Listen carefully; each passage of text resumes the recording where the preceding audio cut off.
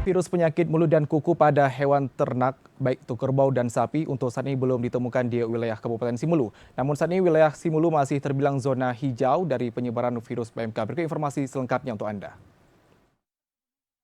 Kesehatan hewan Simelu mencatat sejauh ini masih nihil atau belum ditemukan adanya hewan ternak milik masyarakat yang terjangkit virus penyakit mulut dan kuku. Sejauh ini, pihak terkait belum menerima laporan dari masyarakat terhadap hewan ternak seperti sapi maupun kerbau yang terjangkit virus penyakit mulut dan kuku seperti yang terjadi di beberapa kabupaten kota di wilayah Provinsi Aceh.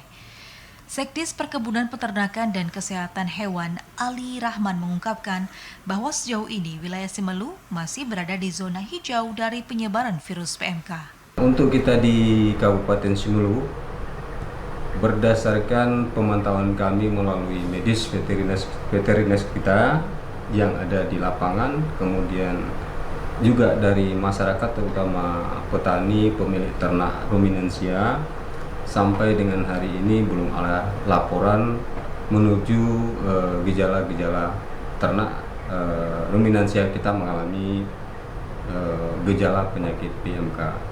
Pihaknya juga tetap memantau dengan menempatkan sejumlah dokter hewan untuk melakukan pemantauan di lapangan terhadap keberadaan hewan ternak dari terjangkit virus PMK.